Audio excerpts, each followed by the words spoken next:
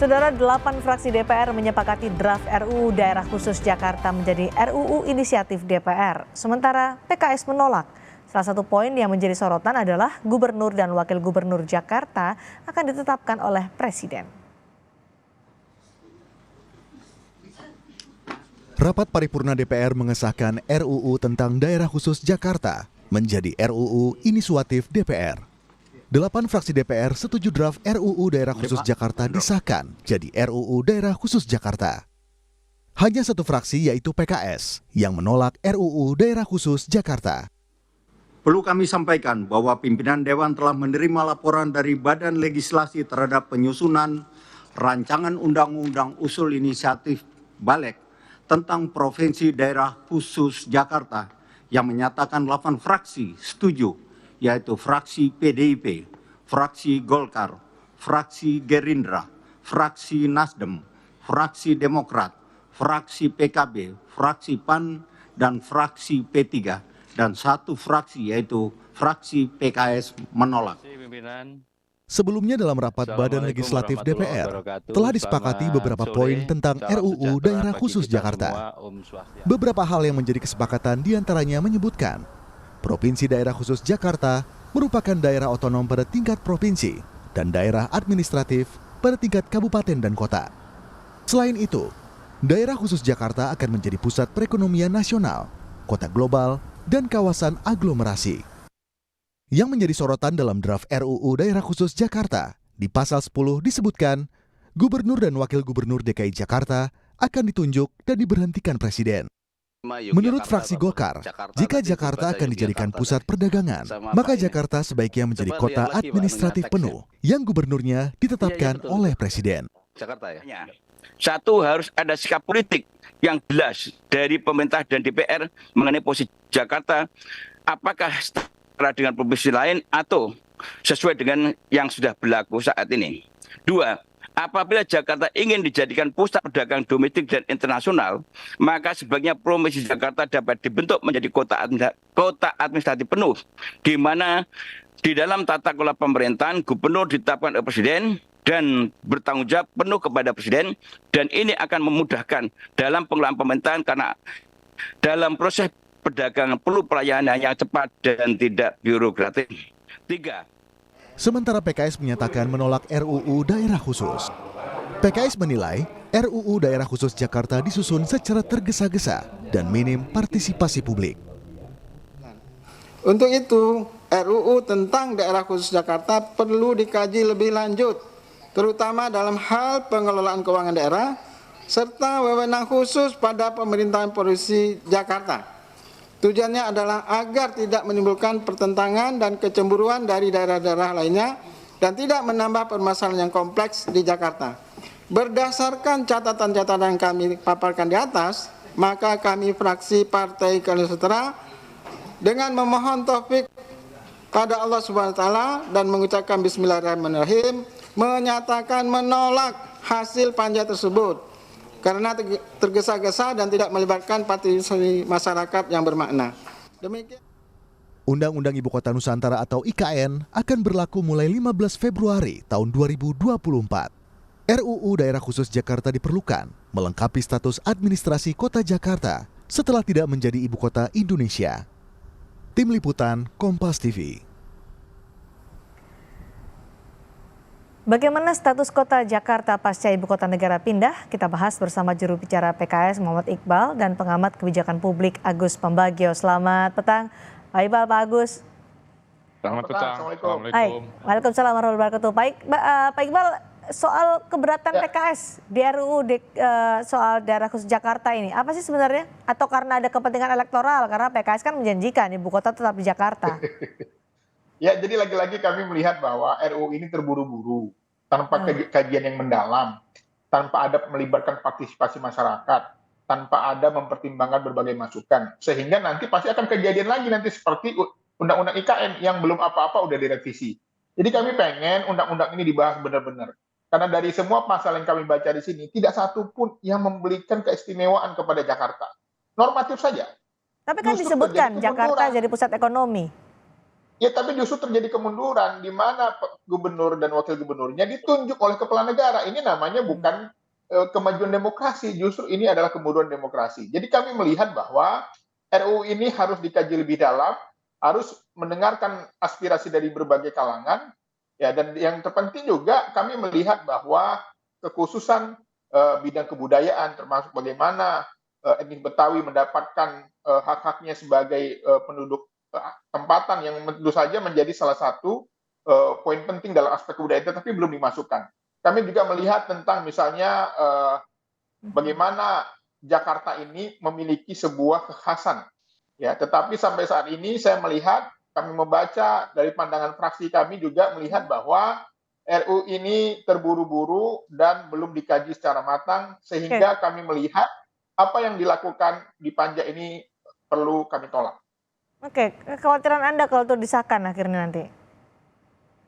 Ya, kekhawatiran justru akan terjadi seperti Undang-Undang IKN itu. Belum apa-apa, sudah direvisi. Kenapa? Karena tidak dikaji secara mendalam. Karena naskah akademiknya tidak dibuat dengan kajian yang mendalam. Tidak mendengarkan partisipasi masyarakat, tidak diuji publik. Sehingga ya wajar saja nanti akhirnya RUU ini mentah. Dan tentu saja juga akan merugikan masyarakat Jakarta. Karena ini menyangkut masyarakat Jakarta yang jumlahnya jutaan, tentu saja ini perlu mendapatkan perhatian khusus. Jangan sembrono, jangan asal ada saja. Tapi harus ada kajian yang mendalam. Nah, Pak Agus, untuk perubahan status Jakarta menjadi daerah khusus, apa dampaknya bagi masyarakat, bagi warga Jakarta dengan status daerah khusus itu?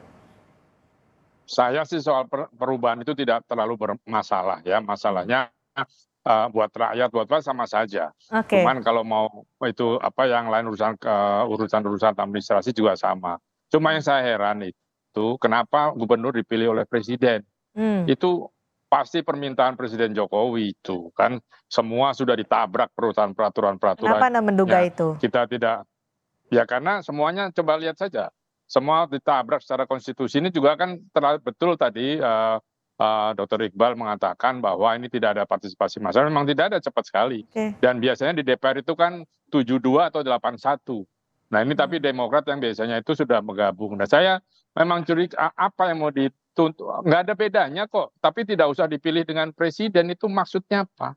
Kan itu ikut pemilu, ikut pilkada. Selesai. Sudahlah, nggak usah.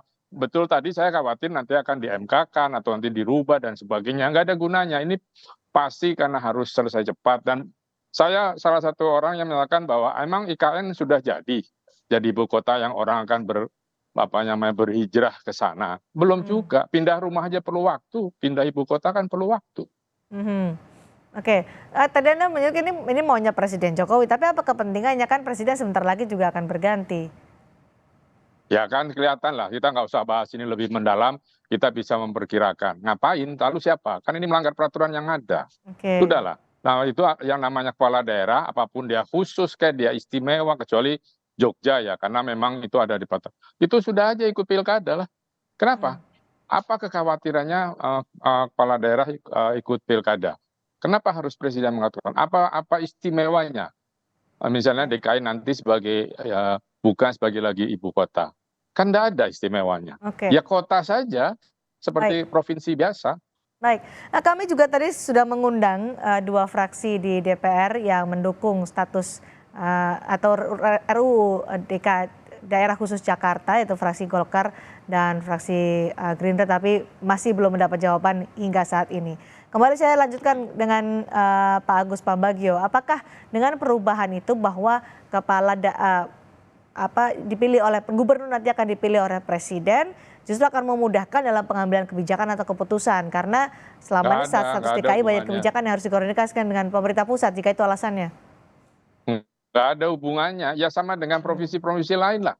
Provinsi DKI mau dijadikan satu nanti dengan dengan Bodetabek sebagai aglomerasi, sebagai kota provinsi DKI, nggak masalah.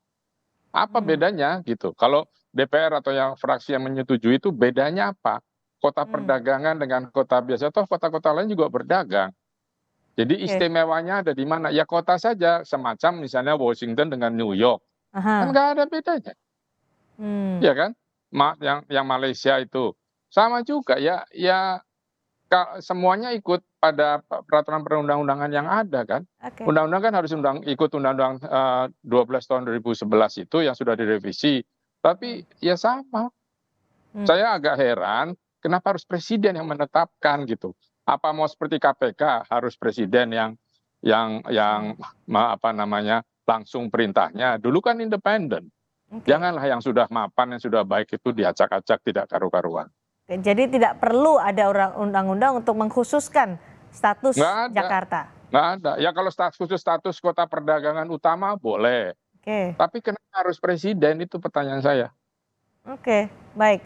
Soal konten dari RUU Daerah Khusus Jakarta nih Pak Iqbal, apakah Anda setuju kalau Jakarta secara kontennya kan menjadi pusat ekonomi?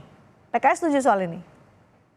Ya, saya kira kami melihat bahwa pembahasan ini sebaiknya ditunda saja, karena tadi lagi-lagi tidak jelas dari konten yang ada ini mau kemana arahnya.